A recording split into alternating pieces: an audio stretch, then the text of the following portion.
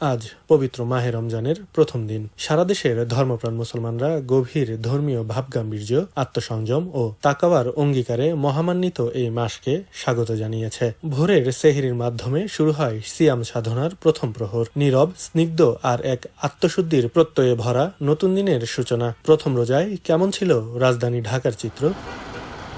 রাজধানী ঢাকা আজ যেন এক ভিন্ন আবহে মোড়ানো। অন্যান্য দিনের তুলনায় সকাল থেকেই সড়কে যানবাহনের চাপ ছিল উল্লেখযোগ্যভাবে কম। অফিস, আদালত ও ব্যবসা প্রতিষ্ঠান সীমিত আকারে খোলা থাকায় কর্মচঞ্চল নগরীতেও বিরাজ করছিল এক প্রশান্ত নীরবতা। দৈনন্দিন যানজটের চেনা দৃশ্য ছিল অনুপস্থিত। এক রিকশা চালক জানান, রোজার প্রথম দিনে যাত্রী সংখ্যা তুলনামূলকভাবে কম। যাত্রী আমি পাইনি, সকাল থেকে এই টাইমে 500-600 টাকা হয়ে যায়, 300 টাকা ভাড়া কাছি। অন্যদিকে খাবার হোটেলগুলো খোলা ছিল সীমিত পরিসরে। যেগুলো খোলা ছিল সেগুলোর সামনেও ছিল কাপড়ে আবৃত পর্দায় ধর্মীয় অনুশাসনের প্রতি সম্মান জানিয়ে। টিএসসি এলাকায় চিরচেনা চায়ের আড্ডা বসেনি। নেই স্বাভাবিক দিনের কোলাহল।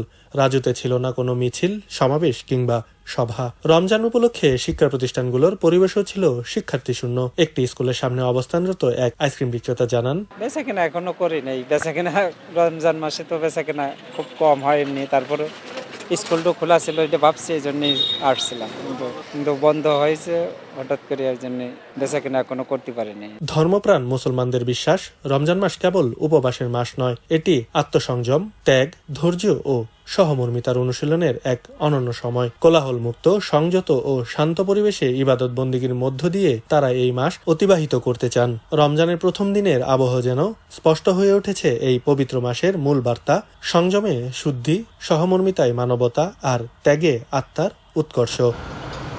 আব্দুল্লাহ আল বাকি, খবরের কাগজ, ঢাকা। এলো খবরের কাগজ, নিখাত, নির্ভীক, নিরপেক্ষ।